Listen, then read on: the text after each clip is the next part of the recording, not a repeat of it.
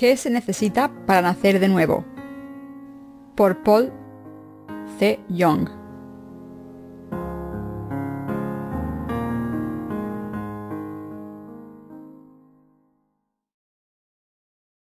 Sermón 1. ¿Quién adora en espíritu y verdad? Juan capítulo 4, versículos 1 al 24. Cuando pues el Señor entendió que los fariseos habían oído decir: Jesús hace y bautiza más discípulos que Juan, aunque Jesús no bautizaba, sino sus discípulos, salió de Judea y se fue otra vez a Galilea, y le era necesario pasar por Samaria. Vino pues a una ciudad de Samaria llamada Sicar, junto a la heredad que Jacob dio a su hijo José, y estaba allí el pozo de Jacob. Entonces Jesús, cansado del camino, se sentó así junto al pozo. Era como la hora sexta. Vino una mujer de Samaria a sacar agua, y Jesús le dijo: «Dame de beber», pues sus discípulos habían ido a la ciudad a comprar de comer. La mujer samaritana le dijo: «¿Cómo tú, siendo judío, me pides a mí de beber, que soy mujer samaritana?», porque judíos y samaritanos no se trataban entre sí.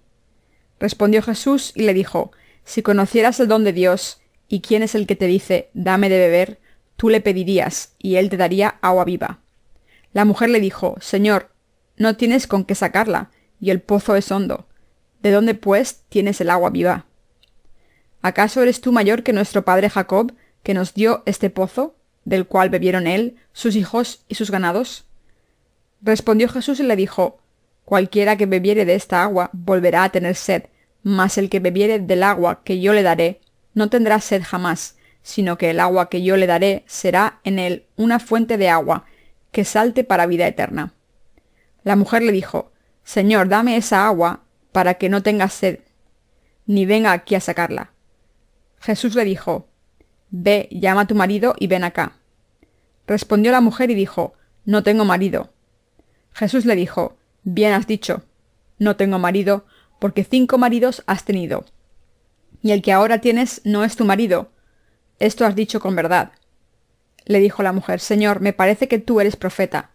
Nuestros padres adoraron en este monte, y vosotros decís que en Jerusalén es el lugar donde se debe adorar».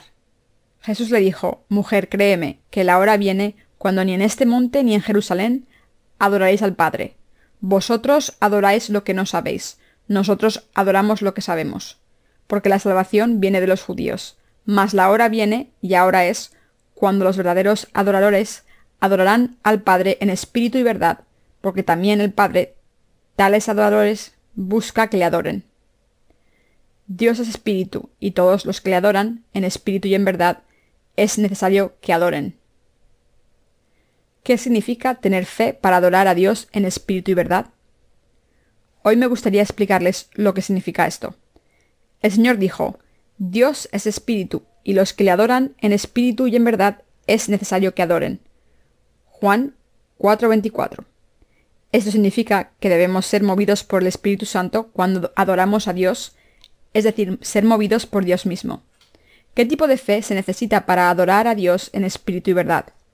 Es el tipo de fe que nos pide que adoremos a Dios al creer que el Señor cargó con todos nuestros pecados al ser bautizado por Juan el Bautista en el río Jordán, y que también cargó con la condena de todos esos pecados. En otras palabras, adoramos a Dios en espíritu y verdad gracias al don del Espíritu Santo, que hemos recibido de Dios al aceptar la remisión de los pecados en nuestros corazones por fe. Como creemos en el Evangelio del agua y el Espíritu, estamos obligados a confesar nuestra fe y decir: «Dios es mi Señor y mi Dios». El Señor dijo: «Dios es espíritu, y los que le adoran en espíritu y en verdad es necesario que adoren». Juan 4:24. Esto significa que debemos lavar nuestros pecados al creer en el Evangelio del agua y el Espíritu y adorar a Dios espiritualmente.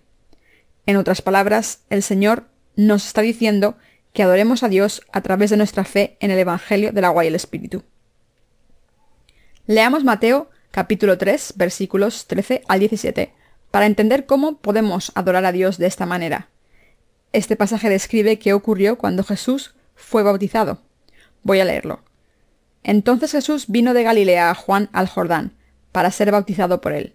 Mas Juan se le oponía diciendo: yo necesito ser bautizado por ti, ¿y tú vienes a mí? Pero Jesús le respondió, deja ahora, porque así conviene que cumplamos toda justicia. Entonces le dejó.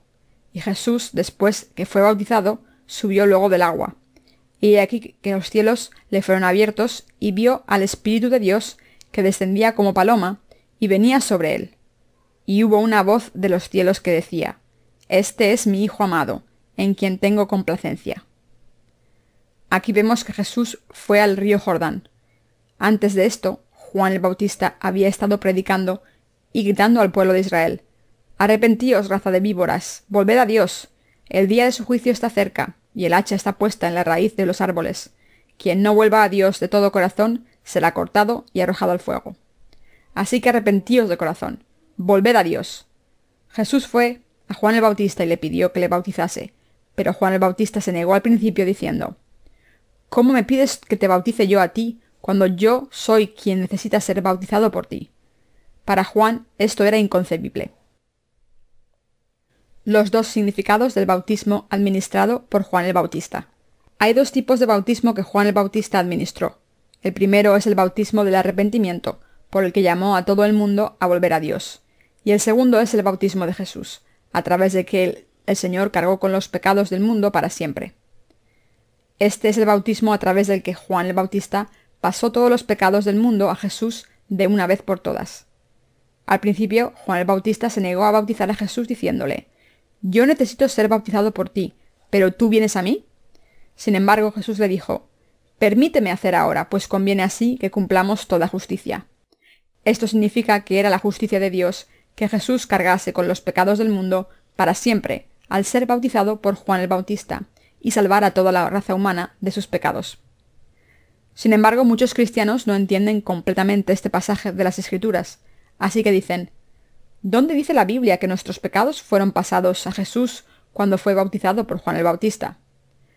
Debemos examinar aquí si todos los pecados del mundo fueron pasados a Jesús para siempre, cuando fue bautizado por Juan el Bautista. Esto es lo que Jesús mismo dice en Mateo 3, 13 al 15. Y si esto es lo que Jesús está diciendo, solo puede significar que todos los pecados del mundo fueron pasados a su cuerpo cuando fue bautizado por Juan el Bautista. Pero muchas personas, a pesar de esta verdad, todavía preguntan ¿dónde está la prueba? Puedo asegurarles de que la prueba se encuentra en el capítulo 3 de Mateo, donde se dice que los pecados del mundo fueron pasados a Jesucristo de una vez por todas, a través de Juan el Bautista, si estudian la palabra de las Escrituras correctamente. Los escépticos no tienen ninguna prueba de lo contrario. Quiero pasar unos minutos para verificar, una vez más, que Jesús cargó con los pecados del mundo a través del bautismo que recibió de Juan el Bautista. Les pido que consideren esto objetivamente una vez más. Esto es lo que Jesús le dijo a Juan el Bautista justo antes de ser bautizado. Permíteme hacer ahora, pues conviene así que cumplamos toda justicia. La palabra así aquí se refiere al acto del bautismo que Juan el Bautista le dio a Jesús. Es decir, Jesús dijo que era correcto que él cargase con los pecados de este mundo al ser bautizado por Juan el Bautista. Toda justicia aquí significa que Jesús nos dejaría sin pecados al cargar con todos los pecados cometidos por nosotros en este mundo. En otras palabras, la justicia de Dios consiste en dejar a todo el mundo sin pecados. Es absolutamente incorrecto intentar establecer nuestra propia justicia de la carne y así levantarnos contra la justicia de Dios. La cara usada de un trapo siempre está sucia, mientras que la cara no usada está limpia. Pero la justicia de la humanidad está más sucia que este trapo. Sin embargo, la gente se engaña pensando que solo por haber hecho unas cosas buenas, su conciencia está limpia. Sin embargo, de la misma manera en que nunca se lavarían la cara con un trapo, por muy limpio que parezca, no pueden entrar en el reino de los cielos al confiar en su justicia humana. Así que, como la justicia de la humanidad es como un trapo, los seres humanos no pueden estar sin pecados a los ojos de Dios por muchas buenas obras que hagan. Como hemos nacido como descendientes de Adán, no podemos convertirnos en hijos de Dios por nuestra cuenta. Esto se debe a que por muchas buenas obras que hagan los seres humanos, todos nacen con pecado por naturaleza. Al contrario que la justicia de la humanidad, la justicia de Dios es perfecta. La justicia de Dios es esta: como los seres humanos son incapaces de vivir según la ley de Dios, Jesús mismo ha eliminado todos los pecados cometidos por todo el mundo al cargar con ellos a través del bautismo que recibió de Juan el Bautista y recibió el castigo de la crucifixión. Esta es la justicia de Dios. Cuando Jesús estaba a punto de ser bautizado por Juan el Bautista, le dijo: «Conviene así que cumplamos toda justicia». Mateo 3:14. ¿Cuál es el significado real de este pasaje? Significa que cuando Jesús fue bautizado por Juan el Bautista, cargó para siempre con los pecados que hemos cometido y cometeremos desde el día en que nacimos en este mundo hasta el día en que morimos a través de este bautismo. Quiero explicar esto mejor utilizando el texto original en griego. La frase conviene así en Mateo 3:15 es «Utos ipasan dikaioso nain». Cuando Jesús fue bautizado dijo que era para el cumplimiento de toda la justicia de Dios que Juan el Bautista tenía que bautizarle y él tenía que recibir este bautismo. Esto es lo que quiere decir utos y pasan dikaios o nain en el texto original. La palabra utos se traduce como así en español.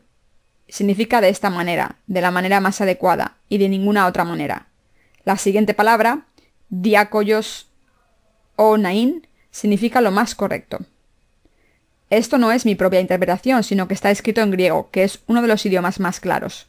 Por eso Dios hizo el Nuevo Testamento en griego. El texto original del Nuevo Testamento estaba escrito en griego. El Antiguo Testamento, sin embargo, se escribió en hebreo, un idioma arameo. En español, la palabra amor denota todo tipo de amor, desde el amor de los padres y los hijos hasta el amor romántico que las parejas tienen. Por el contrario, el griego tiene palabras específicas para describir diferentes tipos de amor. Por ejemplo, el amor de Dios se expresa con la palabra ágape. Esta palabra se refiere al amor incondicional de Dios. Su uso es diferente al del amor usual entre seres humanos. La palabra amor se usa de manera global en inglés también. Se utiliza para describir todo tipo de amor, desde el amor de los padres al amor romántico e incluso el amor propio. Pero el griego distingue el amor de Dios con la palabra específica ágape. El amor entre amigos se expresa con filia. El amor romántico entre los miembros del sexo opuesto se denomina como eros. Así que la Biblia, donde dice «pues conviene así que cumplamos toda justicia», es decir, utos, y pasan dikaios o nain, en griego significa que la justicia de Dios había determinado que Jesús cargase con todos los pecados de la humanidad cuando fue bautizado. En otras palabras, Jesús estaba diciendo a Juan el Bautista: «Lo más adecuado y correcto es que me bautices. No hay otra manera para cargar con los pecados de la humanidad para siempre si no es recibiendo el bautismo de ti. Así que debo ser bautizado por ti. Debo llevar la salvación más justa a la humanidad al recibir el bautismo de ti». Cuando Jesús dijo «pues conviene así que cumplamos toda justicia», Mateo 3:15, estaba expresando su deseo de cumplir la justicia de Dios. Cuando Juan el Bautista escuchó a Jesús decir esto, le dejó. Cuando Jesús salió del agua después de ser bautizado, se escuchó la voz de Dios: «Este es mi Hijo amado, en quien tengo mi complacencia». ¿Qué significa esto? Dios Padre estaba diciendo, de la forma más adecuada, al ser bautizado por Juan el Bautista, el representante de la humanidad, mi Hijo ha cargado con todos los pecados de los seres humanos para su salvación perfecta. En otras palabras, Dios estaba diciendo que su Hijo tenía que cargar con los pecados de la humanidad. Y estuvo complacido en su Hijo. Dios no podía haber tenido complacencia en su Hijo si no le hubiese obedecido. Pero como el Hijo había sido bautizado en obediencia a su voluntad, Dios se complació en él. Como Jesucristo cargó con todos los pecados que cometemos con nuestros cuerpos, corazones y debilidades de la forma más adecuada y correcta, tuvo que llevarlos a la cruz y ser condenado por ellos. Antes de morir en la cruz, Jesús oró a Dios Padre: «Padre, por favor, aparta de mí este cáliz, si es posible, pero hágase tu voluntad y no la mía». He cargado con los pecados de la humanidad al ser bautizado, y por eso debemos cargar con todas las maldiciones de la humanidad en mi cuerpo. Tengo mucho miedo, Padre. Si hay alguna manera de librarme, no quiero ser crucificado. ¿No puedo eliminar todos los pecados de la humanidad al llevarme al cielo? ¿Tengo que ser crucificado sin falta? Nuestro Señor agonizó de esta manera. Sin embargo, como dijo la Biblia, «Maldito todo el que es colgado en un madero». Gálatas 3:13. La ley de Dios decía que los seres humanos más malditos y horribles tenían que ser crucificados y sangrar hasta morir. Esa era la ley de Dios para ejecutar a los pecadores más malvados. Así que Dios Padre le dijo a Jesús: «Mi hijo, ¿no has cargado con todos los pecados de la humanidad? ¿No le has dicho a Juan el Bautista que cumplirás toda la justicia al hacer esto? ¿Acaso no fuiste bautizado por Juan el Bautista de esta manera ¿Y no cargaste con todos los pecados del mundo? Una vez cargaste con todos los pecados del mundo, de la humanidad, todas sus maldiciones descansarán sobre ti. Por tanto, debes cargar con estas maldiciones con tu cuerpo. Nuestro Señor entonces decidió seguir esta voluntad del Padre. Al contrario que nuestro Señor, quien agonizó tanto por esta decisión, sus discípulos le acompañaron y se quedaron dormidos porque estaban cansados. Así que el Señor les dijo: ¿Tan cansados estáis? ¿No os podéis quedar despiertos ni un poco? El espíritu está dispuesto, pero la carne es débil. Volved a dormir y descansar. He cargado con los pecados de la humanidad a través de mi bautismo, y al ser bautizado cumpliré vuestra perfecta salvación. Poco después de decirles esto a los discípulos, nuestro Señor fue arrestado por los soldados romanos por la traición de Judas. Fue juzgado en la corte de Pilato, azotado y despreciado, y cargó con una cruz de madera pesada a sus espaldas. El cuerpo de Jesús estaba lleno de heridas por los 39 azotes que recibió, pero aún así fue obligado a cargar con el instrumento de su propia ejecución, como era costumbre. Sufrió mucho bajo el peso de la cruz. Al ver esto, un hombre llamado Simón de Cirene, movido por su compasión, llevó la cruz por Jesús. La palabra de Jesús. Jesús le dijo a Juan el Bautista: si no me bautizas, no puedo salvar a la humanidad perfectamente. Por tanto, debo ser bautizado por ti de la manera más adecuada. Entonces fue bautizado por Juan, y Dios Padre dio testimonio de esto. Sobre la cabeza de Jesús saliendo del agua después de su bautismo, Dios dijo: Este es mi Hijo amado, en quien tengo mi complacencia. Cuando leemos este pasaje en el texto original, podemos darnos cuenta de lo siguiente. Al ser bautizado de la manera adecuada, Jesús ha completado nuestra salvación justa. No nos dijo que no teníamos pecados, aunque los tuviésemos. Pero a través de Juan el Bautista, el último profeta y sumo sacerdote del Antiguo Testamento, Jesús aceptó todos los pecados de la humanidad, ya fueran cometidos en sus corazones o cuerpos, de la misma manera en que los pecados del pueblo de Israel en el Antiguo Testamento, pasados al animal vivo de sacrificio, cuando el sacerdote ponía las manos sobre el animal. En realidad, el Señor ha cumplido la salvación más adecuada a través de este bautismo. El texto original griego de la Biblia tiene este significado claramente, así que he dejado claro esto en mis libros y en nuestros boletines. Lo hago porque no quiero que la gente haga afirmaciones infundadas y diga: ¿dónde está escrito en la Biblia que todos nuestros pecados fueron pasados a Jesús cuando fue bautizado? No hay que dudar esto. Jesús ha cumplido la salvación más justa al ser bautizado de la manera más adecuada y sin falta. ¿No es cierto que Jesús nos ha salvado de nuestros pecados para siempre al aceptarlos todos cuando fue bautizado? Si nuestros pecados no hubiesen sido pasados a Jesús y hubiesen permanecido intactos en nuestros corazones, ¿cómo podemos hacer afirmaciones infundadas de que hemos recibido la remisión de los pecados? ¿Y cómo podemos decirle a Dios que somos justos y llamarle Padre? Esto es solo posible porque nuestros pecados fueron pasados a Jesús para siempre, cuando fue bautizado de la manera más justa posible.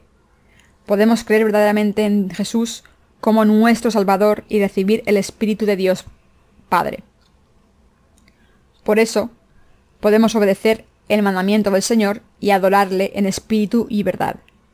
Creemos que todos los pecados que hemos cometido y cometeremos desde el día en que nacemos hasta el día en que morimos fueron pasados a Jesucristo cuando fue bautizado. Creemos que Jesús fue condenado en la cruz en nuestro lugar. Creemos de todo corazón en la palabra del Antiguo y Nuevo Testamento a los ojos de Dios, y somos los que hemos recibido la remisión de los pecados y adoramos a Dios en espíritu y verdad. Esto es lo que significa adorar a Dios en espíritu y verdad. Quiero hacerles una pregunta en este momento. ¿Fueron pasados a Jesús todos nuestros pecados cuando fue bautizado o no? Por supuesto que sí. Este no es un mero dogma, sino que es la verdad fundamental. Se trata de creer en la palabra escrita. Se trata de creer en la verdad. No es un credo de una secta. Pero a pesar de esto, muchos pastores hoy en día no conocen el texto original y tienen el deseo de buscarlo, y por eso no lo pueden aplicar. Cuando mis sermones son traducidos, el significado puede cambiar drásticamente dependiendo de qué palabras se utilizan. Por ejemplo, cuando digo que nuestros pecados fueron pasados a Jesús cuando fue bautizado, dependiendo de la palabra utilizada para traducir el verbo pasar, puede tener un significado diferente. En coreano utilizo la misma palabra coreana para pasar, pero el traductor puede utilizar una palabra diferente que es adecuada para el contexto. De esta manera, solo una persona que conoce el texto original de las Escrituras puede aplicarlo correctamente. Cuando alguien lee el texto original, puede ver qué dice la Biblia. Aunque se me olvide lo demás, no se me olvidarán las palabras utos y pasan, dika, yoso, nain. He memorizado estas palabras para conocer su significado como la palma de mi mano. Estas palabras significan de la manera más adecuada, lo más correcto o de ninguna otra manera. Significan que Jesús ha eliminado nuestros pecados de la manera más justa al ser bautizado por Juan el Bautista. Este es el significado que el bautismo de Jesús tiene.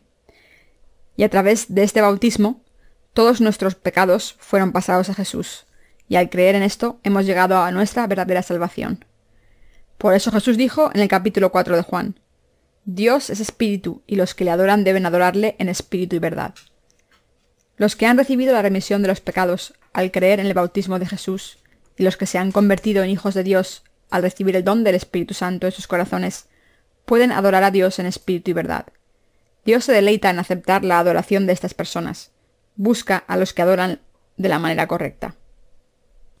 En el pasaje de las Escrituras de hoy, vemos que Jesús se separó de Judea y se fue a Galilea y pasó por Samaria.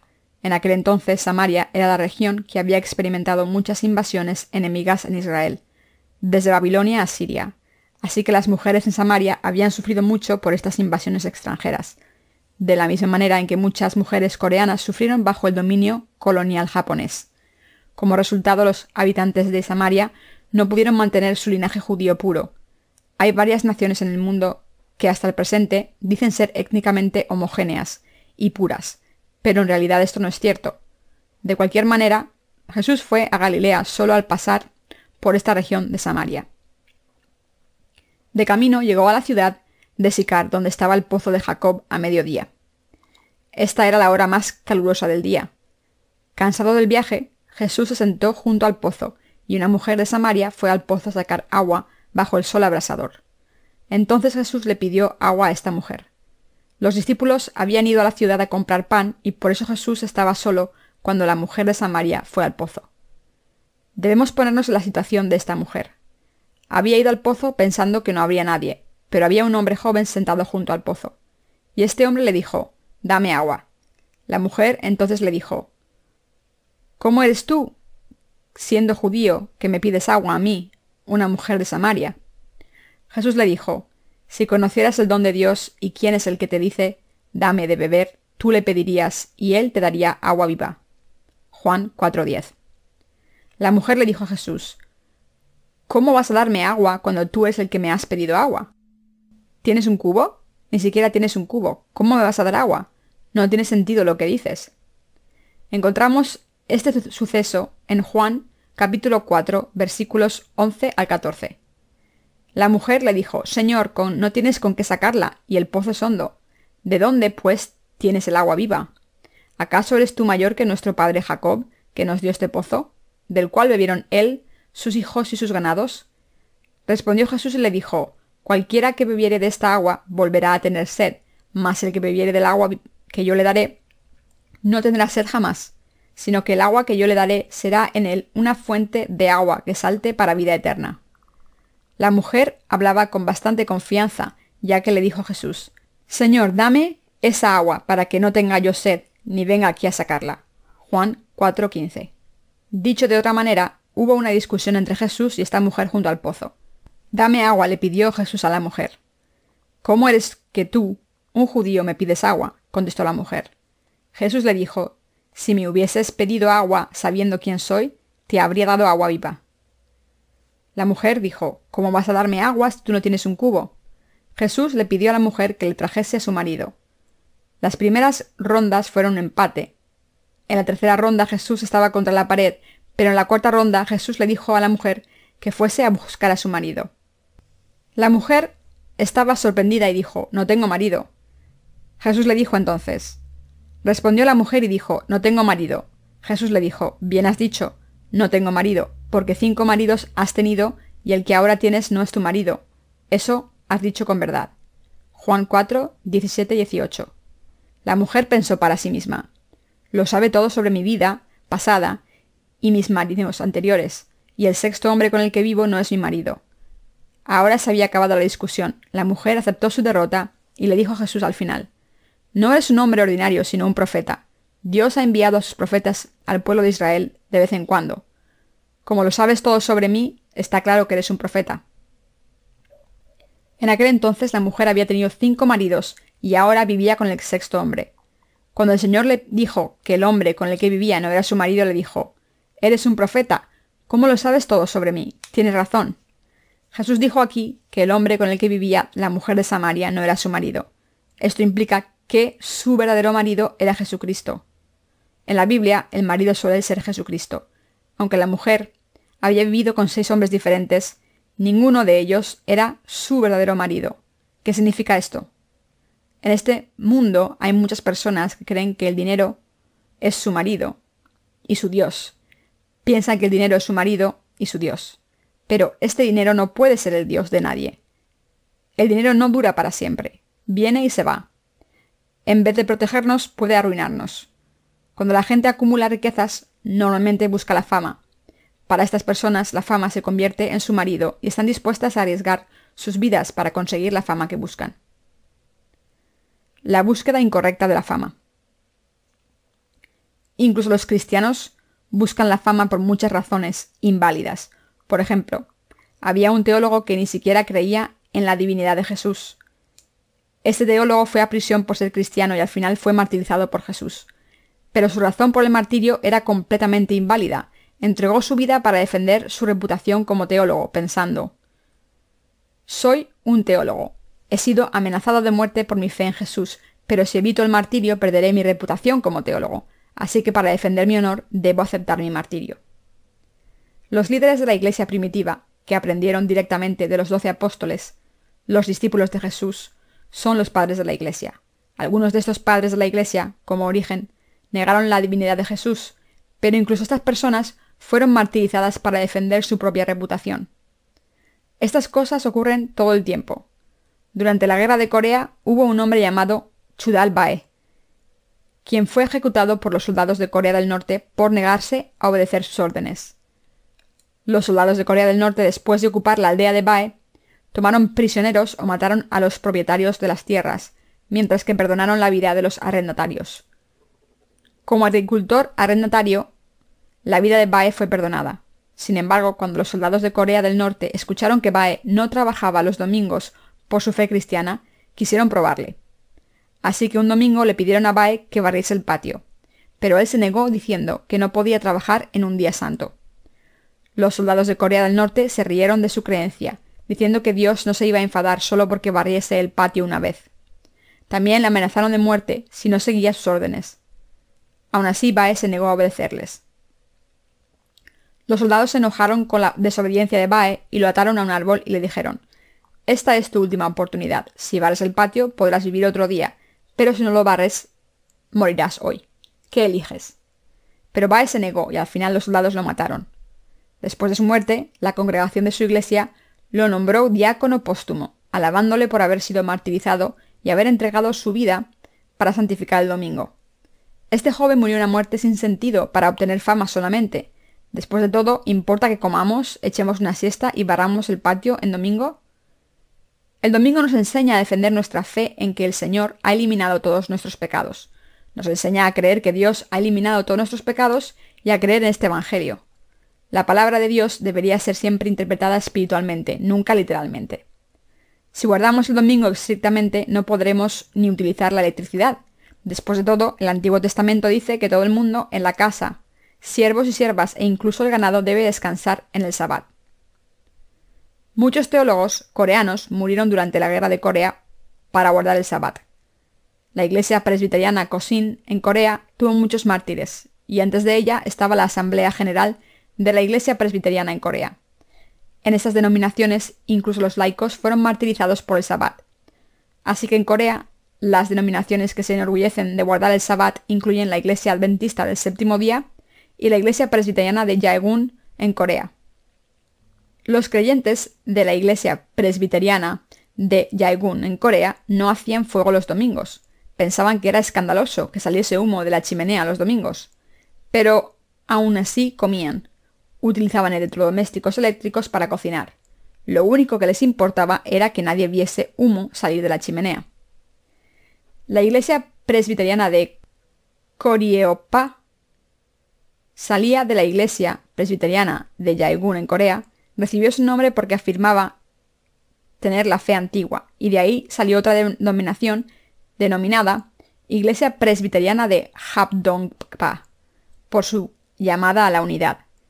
Como resultado de este sectarianismo, decenas de diferentes denominaciones presbiterianas fueron creadas, desde Kosin a Korye y Kosin Reformada, Onan Kosin, etc. Así es como aparecieron las diferentes denominaciones presbiterianas. En cualquier caso, cuando vemos de cerca a los seguidores de estas denominaciones, que son famosas por el martirio, podemos ver que murieron por sus propias reputaciones. Estas muertes fueron en vano. No debemos entregar nuestras vidas por estas cosas tan triviales. Si se nos pide que barramos el patio el domingo, debemos barrerlo y después descansar. No vale la pena arriesgar la vida por cosas tan triviales.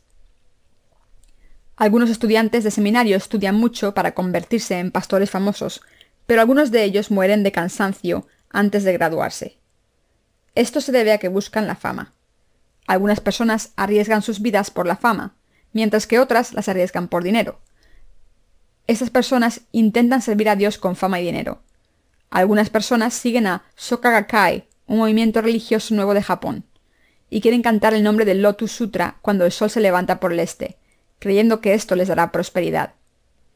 ¿Y qué hay de los católicos? Recitan el Ave María todo el tiempo, orando: Dios te salve María, llena eres de gracia, el Señor es contigo. Santa María, Madre de Dios, ruega por nosotros pecadores. Los budistas tienen sus cánticos que repiten constantemente: Namo Amitabha Buddhaya. Eso, queridos hermanos, es la religión del hombre. Sus seguidores practican estas cosas inútiles. De esta manera muchas personas sirven a Dios como una religión. También hay personas que sirven a Dios por placer. La mujer samaritana del pasaje de las Escrituras de hoy tenía 6 maridos y consideró a cada uno de ellos su Dios. Sin embargo, ni el dinero, ni la fama, ni el placer o el poder pueden ser el Dios de nadie. Así que el Señor le dijo: El hombre con el que vives ahora no es tu marido. Y la mujer le contestó: Tienes razón, lo sabes todo, tienes toda la razón. Mis queridos hermanos, por mucho que adoremos el dinero, el placer o la fama, nunca pueden ser nuestro verdadero Dios. Solo Jesucristo es el verdadero Salvador y Dios para nosotros. Por eso la mujer samaritana admitió esto cuando Jesús le dijo que el hombre con el que vivía no era su marido, y por eso lo llamó profeta. Entonces le dijo: Eres un judío y yo samaritana. Los samaritanos adoran en esta montaña, pero los judíos dicen que Jerusalén es el lugar donde hay que adorar. Para ello es necesario saber un poco de historia. Puede que recuerden al rey Rehoboam y al rey Jeroboam, quienes reinaron sobre Judá e Israel después de Salomón. Rehoboam era el hijo de Salomón. Después de la muerte de Salomón, Israel quedó dividido en 2 reinos, con 10 tribus que se rebelaron contra Rehoboam y establecieron un reino con Jeroboam, que había sido siervo de Salomón. Este reino del norte se llamó Israel y también fue conocido como Samaria. El reino de Rehoboam, por otra parte, solo retuvo la lealtad de las tribus de Judá y Benjamín y fue llamado el reino de Judá. Así es como Israel fue dividido en Judá y Samaria. Después de esto, los samaritanos establecieron el 15º día del 8º mes como día de adoración y adoraron a un becerro de oro en una montaña de Samaria. Por el contrario, el reino de Judá adoró al Señor Dios el 10º día del 7º mes. Por este contexto histórico, la mujer samaritana dijo: ¿Acaso no deben adorar en Jerusalén los judíos? ¿Qué contestó Jesús? Pasemos a este suceso en la Biblia. Jesús le dijo: Mujer, créeme que la hora viene cuando ni en este monte ni en Jerusalén adoraréis al Padre. Vosotros adoráis lo que no sabéis. Nosotros adoramos lo que sabemos, porque la salvación viene de los judíos. Mas la hora viene, y ahora es, cuando los verdaderos adoradores adorarán al Padre en espíritu y en verdad, porque también el Padre tales adoradores busca que le adoren. Dios es espíritu, y los que le adoran en espíritu y verdad es necesario que adoren. Juan 4, 21, 24. ¿Qué significa esto? Significa que Dios está buscando a los que adoran en espíritu y verdad. Dicho de otra manera, a Dios no le importa dónde adoren, ni a qué denominación pertenezcan. Estas cosas no tienen importancia. La mujer samaritana también le preguntó a Jesús: «Este pozo nos lo dio Jacob. ¿Eres tú mayor que Jacob?». Espiritualmente hablando, eso se refiere a las diferencias entre denominaciones. Estaba diciendo a Jesús: «Este pozo de Jacob ha existido durante mucho tiempo. ¿Estás diciendo que tu agua es mejor que el agua de este pozo?». Jacob, nuestro padre, cavó un pozo tan profundo para que nuestro ganado pudiese beber de él. El agua de este pozo es tan maravillosa. ¿Puedes darnos agua que es mejor que esta? Esto es lo que estaba diciendo la mujer. ¿Qué es lo que implica? Implica que la mujer samaritana le estaba hablando a Jesús desde la perspectiva de su propia secta. ¿Acaso no son así muchos cristianos? Simplemente alardean de sus denominaciones sin saber cómo deben creer en Dios o cómo Jesucristo les ha salvado y no conocen el Evangelio del agua y el Espíritu. Este pozo de Jacob tenía miles de años. Muchos cristianos alardean de la larga historia de sus denominaciones. Los presbiterianos hablan como si su denominación tuviera miles de años. En realidad, la historia del presbiterianismo solo tiene 500 años. Los primeros seminarios fueron creados en el siglo XVIII. En el siglo XVIII surgió la teología protestante, como la presbiteriana y la baptista. Su historia no es tan larga, ya que solo tiene 300 años. En el 313 después de Cristo, el emperador Constantino emitió el Edicto de Milán, que estableció la religión de la Iglesia Católica como la religión oficial del Imperio Romano. Desde entonces y hasta la aparición de Lutero en el siglo XV, el mundo vivió en la Edad Oscura. Durante esos tiempos, la Iglesia Católica confiscaba la propiedad de la gente simplemente acusándola de herejía. Así es como la Iglesia Católica ejercitó su poder enorme. Durante la Edad Media, nadie podía enfrentarse a la Iglesia Católica y sobrevivir, ni siquiera los reyes. En Inglaterra, una iglesia diferente fue establecida cuando el Papa se negó a concederle al rey de Inglaterra la anulación de su matrimonio, para que pudiera volver a casarse. Todos conocen esto. Esa iglesia fue establecida precisamente porque la Iglesia Católica se negó a darle al rey Enrique VIII la anulación que quería. Y se llama la Iglesia Anglicana. La Iglesia Anglicana es una fusión de catolicismo y protestantismo y conserva la mayoría de los rituales católicos, pero incorpora doctrinas protestantes.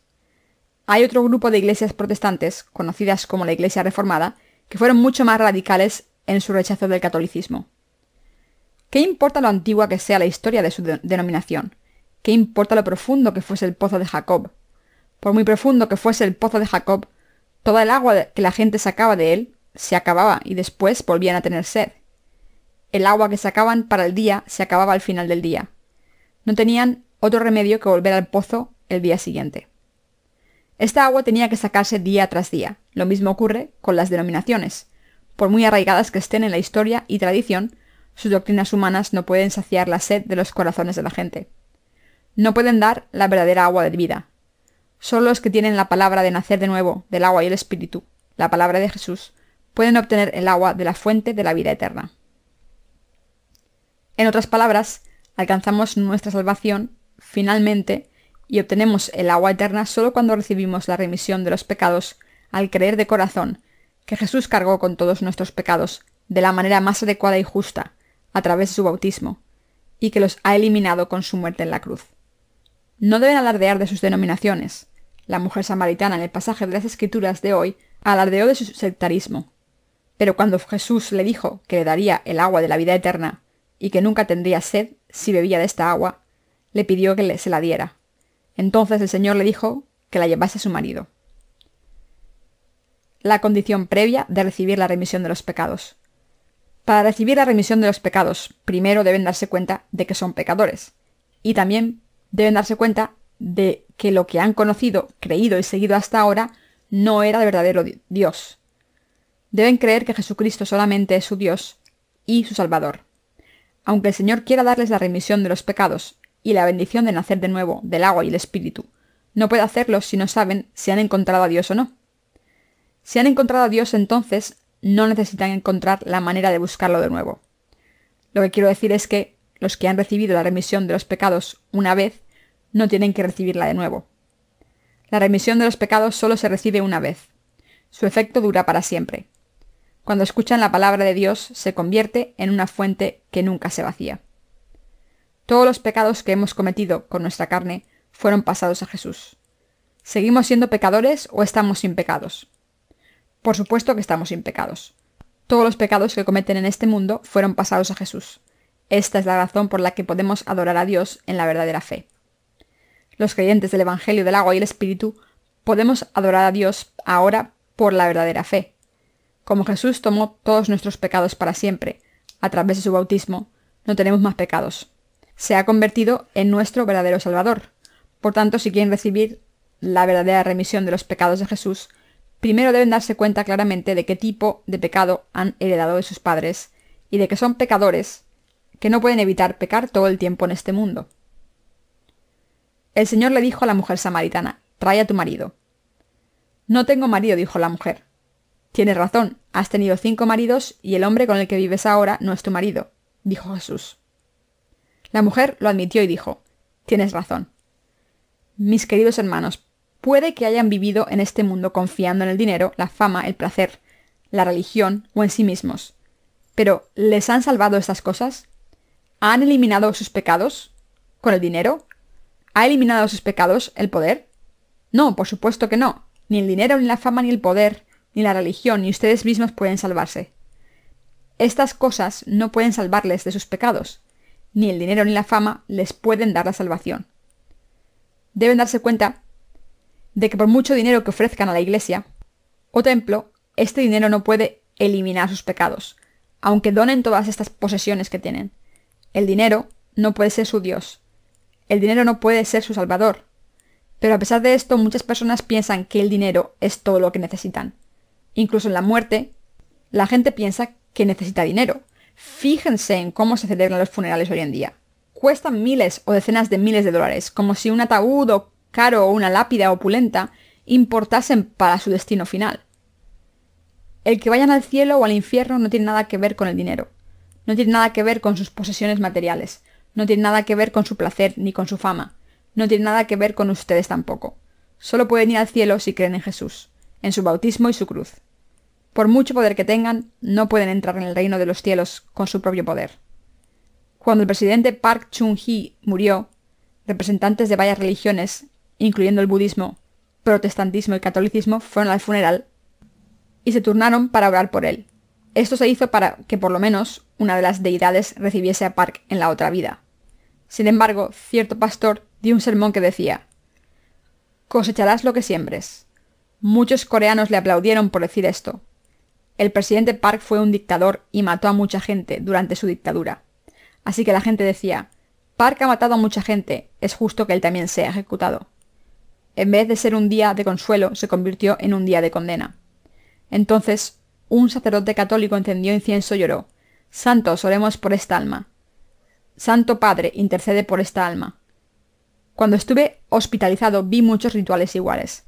Se conoce como el último sacramento, en el que un sacerdote recita largas oraciones por el alma que se ha ido. Vi esto demasiadas veces y me cansé de verlo. ¿Qué tipo de oraciones son estas?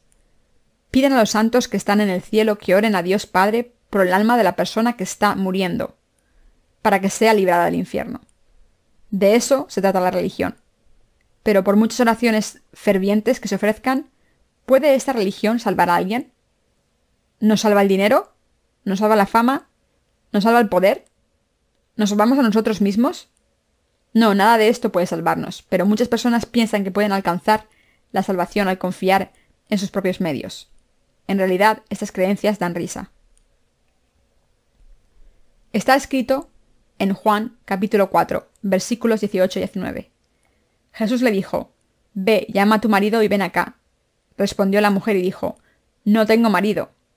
Jesús le dijo: «Bien has dicho, no tengo marido, porque 5 maridos has tenido, y el que ahora tienes no es tu marido. Esto has dicho con verdad». Le dijo la mujer: «Señor, me parece que tú eres profeta». Mis queridos hermanos, desde el día en que nacimos estábamos destinados a morir. Todos estábamos destinados a ir al infierno. ¿Qué dijo David en Salmos? Leamos Salmos capítulo 51, versículo 5, y veamos qué dijo. «He aquí, en maldad he sido formado, y en pecado me concibió mi madre». ¿Qué significa esto? David dijo aquí que nació en iniquidad y que su madre lo concibió en pecado. Esto significa que los seres humanos heredan los pecados de sus padres desde el día en que nacen, y que nacen en este mundo con los pecados de sus antecesores de la fe en sus corazones. Así que esto se conoce como el pecado original. Eso se refiere al pecado con el que nace todo el mundo como descendiente de Adán. Como todos los seres humanos nacen con este pecado original sin excepción, cometen los 12 tipos de pecados en sus vidas constantemente. Este pecado florece durante las 4 estaciones y los 12 meses del año, desde el asesinato hasta la codicia, hurto, adulterio e insensatez. Por mucho que la gente intente decidir no cometer más pecados el año que viene, acaba pecando de nuevo. De la misma manera en que hay 12 meses en un año, cometemos 12 tipos de pecados durante el año, y lo hacemos de nuevo el año siguiente. Está en nuestra naturaleza humana cometer pecados hasta que morimos. David creyó en Dios ardientemente. ¿Cómo de fuerte era su fe? Era tan fuerte que admitió su verdadero ser a Dios y confesó que nació en iniquidad y fue concebido en pecado. Esta es la confesión de fe de Dios, para que seas reconocido justo en tu palabra y tenido por puro en tu juicio. Salmos 51:4. Dicho de otra manera, David hizo esta confesión de fe. Señor, creo que tu juicio es correcto. Si dices que has borrado mis pecados, entonces lo has hecho. Si dices que no has borrado mis pecados, no lo has hecho. Como nací con esos pecados, no puedo evitar cometerlos. Tu juicio es completamente correcto. Creo en ti completamente. Mis queridos hermanos, si quieren recibir la remisión de los pecados, deben creer en la palabra de Dios completamente. Si no creen, insistirán en seguir sus propios pensamientos erróneos. El general Naamán fue sanado de su lepra gracias al Señor. ¿Pero qué pensó al principio cuando se le dijo que tenía que bañarse en el río Jordán? Pensó, el Señor me dijo que me lavase en el río Jordán, pero estoy seguro de que los ríos de mi país son mejores que el Jordán. Preferiría bañarme en uno de esos ríos que en el río Jordán. Si Dios les dice que se bañen en el río Jordán, entonces deben bañarse en el río Jordán. En otras palabras, deben deshacerse de sus propios pensamientos y creer en la palabra de Dios. El Señor nos ha dicho que recibiésemos las bendiciones de nacer de nuevo del Evangelio del agua y el Espíritu. Jesús cargó con todos nuestros pecados al ser bautizado en el río Jordán. Eliminó todos nuestros pecados con el agua y la sangre al morir en la cruz y nos ha dado el Espíritu Santo como resultado. Gracias a esta obra de Dios, hemos sido bendecidos para nacer de nuevo como criaturas nuevas. Todo lo que tenemos que hacer es creer en esta palabra de Dios tal y como es. ¿Nacimos en este mundo por nuestro propio deseo? No, nacimos en este mundo a pesar de nuestros deseos. También, a pesar de nuestros deseos, nos convertimos en pecadores y en hijos de Dios. Solo tienen que creer en esto para alcanzar su salvación. No hay otra manera de creer. El Señor dijo, y conoceréis la verdad, y la verdad os hará libres. Juan 8:32. Dios Padre está buscando a los que adoran en espíritu y verdad. Dijo claramente que los que le adoran deben adorarle en espíritu y verdad. La bendición que Dios nos da a los que van a por Él, por creer en el bautismo de Jesús y su sangre derramada en la cruz, y al creer que el Señor es su Salvador, es la bendición de nacer de nuevo del agua y el Espíritu. Esas personas adoran a Dios en espíritu y verdad. Los que adoran a Dios al aceptar la remisión de los pecados a través del agua y el Espíritu que les da Jesús son los que adoran a Dios verdaderamente. Y adorar a Dios con el Espíritu Santo de corazón y con la verdadera fe es la verdadera adoración. Algunos de nosotros adoramos a Dios en verdad, pero muchos no. ¿Y ustedes? ¿Son personas que adoran a Dios en espíritu y verdad? Espero sinceramente que sean adoradores así. Los que no creen que todos los pecados del mundo fueron pasados a Jesús cuando fue bautizado, todavía tienen pecados en sus corazones y no tienen fe. El formato de la adoración es el problema. Pueden adorar a Dios donde ustedes quieran. El Señor dijo, mas la hora viene, y ahora es, cuando los verdaderos adoradores adorarán al Padre en espíritu y en verdad, porque también el Padre, tales adoradores, busca que le adoren. Juan 4:24. ¿Qué importa que adoren a Dios aquí o allí? Si han recibido la remisión de los pecados, no importa dónde adoren. Las denominaciones no valen para nada. Da risa que tantos cristianos alardeen de la historia de sus denominaciones y su tradición, cuando solo tienen 300 años de historia. Al principio, cuando no estaba bien informado, pensaba que estas denominaciones tenían miles de años. Solía pensar Como han pasado 2000 años desde que nació Jesús, estas denominaciones deben tener por lo menos 1000 años. Pero cuando aprendí la verdadera historia, me di cuenta de que fue solo en el siglo XVIII cuando empezaron a surgir seminarios. La fundación de la Iglesia presbiteriana también es más reciente. Mientras que el presbiterianismo es muy común en Corea, no lo es en el resto del mundo. En los Estados Unidos, por ejemplo, la Iglesia Baptista tiene mucha más influencia. Lo que quiero decir es que los rituales de adoración y las diferencias entre denominaciones no importan en absoluto. Lo que importa de verdad es que recibimos la remisión de los pecados al creer en el Evangelio del agua y el Espíritu, y después adoramos a Dios por esta verdadera fe. Esto es lo que significa adorar a Dios en espíritu y verdad. Y esta es la manera de adorar a Dios cuando nacemos de nuevo del agua y el Espíritu. Dios quiere que nazcamos de nuevo del agua y el Espíritu primero, con toda prioridad, y que después le adoremos. Esta es la adoración que Dios quiere de nosotros. Quiero acabar mi sermón aquí, ya que es bastante tarde y muchos de ustedes están cansados.